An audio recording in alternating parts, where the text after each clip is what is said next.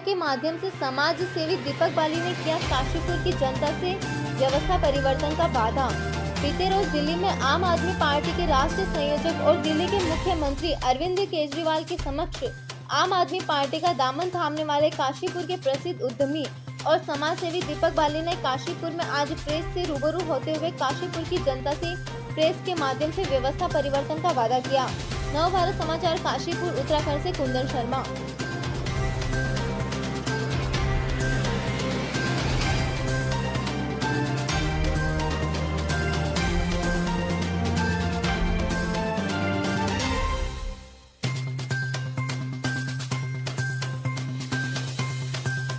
जो मेरे मीडिया कर्मी हैं काशीपुर के, जो मेरे छोटे और बड़े भाई हैं, मैं दिल से उनका प्रणाम और धन्यवाद करता हूं।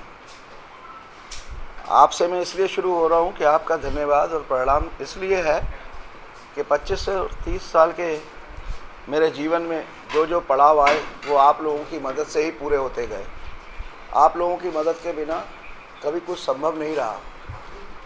मैंने कुछ भी अच्छा करा और कुछ भी खराब करा, जो कुछ करा, जो 2022 के जो पोस्टर आपने गाड़ियों में देखे हैं वो काशीपुर के साथ साथ पूरा उत्तराखंड के लिए है, क्योंकि 2022 में ही चुनाव है तो मिशन तो 2022 का ही रखा जाएगा ना। चुनावी मोड में आ गए आप लोग? हम तो पिछले देख रहे हैं कि मैं तो आम आदमी पार्टी को देख रहा हूँ, पिछले 3-4 महीने से वो जनता के बीच में जा रही है, लगातार उनकी अपनी मीटिंग चल रही है, संगठन के कार्यक्रम चल रहे हैं। तो ये सब अगर आप चुनावी मोड मांगते हो तो ये भी चुनावी मोड होना चाहिए। अभी आपने कहा कि मैं पिछले 3-4 महीने से देख रहा हूँ हमारे सुख में जब भी किसी को ज़रूरत पड़ी है, अगर वो व्यक्तिगत तौर पे ना भी पहुँच पाए हों, फिर भी अगर उनके पास ये मैसेज आया या वो व्यक्ति खुद उनके पास अपना दुखड़ा अपनी समस्या लेके आया है तो उन्होंने हर किसी को हेल्प करा है।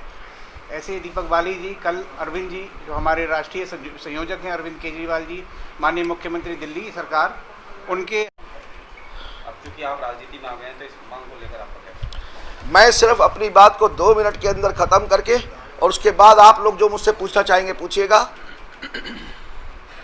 लेकिन एक आदमी व्यवस्था परिवर्तन का झंडा तो उठाता है, लेकिन व्यवस्था परिवर्तन को एक आदमी नहीं कर सकता। तो मैं चाहता हूं काशीपुर की जनता मेरे देखिए, अगर आपका सबसे पहला सवाल ये है कि काशीपुर में जिला बनना ही सबसे ज़रूरी है और उसकी सबसे ज़्यादा ज़रूरत है जनता को, तो मैं फिर कह रहा हूँ कि आम आदमी पार्टी जनता की पार्टी है। जो जो चीज़ जनता उठाएगी वो सब पूरी करने की बात नहीं है। जब चुनाव का समय आएगा उससे पहले ही जनता के सामने पार्टी के बड़े नेताओं से घोषणा पत्र में हर वो मांग पढ़वाऊंगा, चाहे वो जिले की हो, जो जनता की मांग होगी। आप तब केजरीवाल जैसा हो तो क्या माना जाए कि केजरीवाल जी ने आपको यहाँ का उम्मीदवार घोषित कर दिया? नहीं, इस पर मैंने कोई चर्चा नहीं करी है। मैं पार्टी में एक कार्यकर्ता की हैसियत से शामिल हुआ हूँ। जैसा पार्टी आदेश करेगी और उससे पहले भी जैसा जनता चाहेगी। अभी सिर्फ काम करना है बदलाव के लिए। एक उद्योग पिछले कुछ महीनों के अंदर, लोग तो पहले भी आते रहे, लेकिन पिछले कुछ महीनों के अंदर लोग, काशीपुर के लोग बहुत सारे मुझसे आकर मिले और उन्होंने उस समस्याओं के बारे में बात करी जो समस्याओं के रूप में नहीं होना चाहिए था। और मुझे लगा कि राजनीति में आना ही व्यवस्था परिवर्तन के लिए एक रास्ता होगा, इसीलिए मैं आज राजनीति को अपनाया है। कल केजरीवाल जी के सामने उन्होंने कहा खाली काशीपुर की बात नहीं, पूरे उत्तराखंड के लिए जिस जिस चीज़ से जनता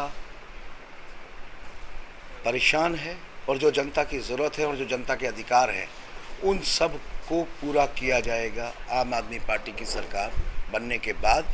अब ये कैसे पता लगेगा कि जनता को किस जगह की जनता को क्या चीज़ चाहिए?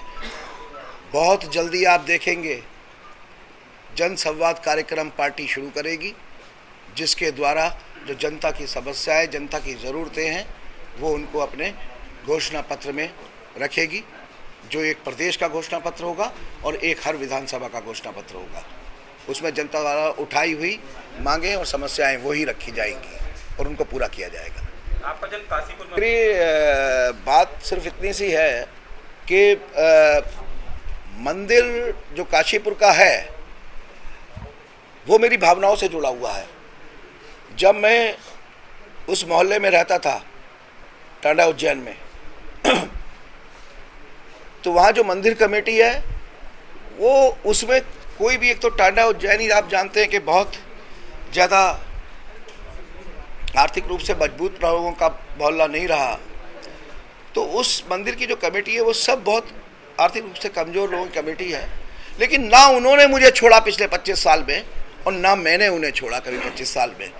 तो मैं अपनी उन लोगों के प्रति जो मेरी भावनाएं थी और जो उस मंदिर के प्रति मेरी भावनाएं थी, मेरे मोहल्ले के प्रति मेरी भावनाएं थी, इसलिए मैंने वहाँ शुरुआत करी, क्योंकि मैंने हर काम की शुरुआत पूर्व में भी वहीं से की है।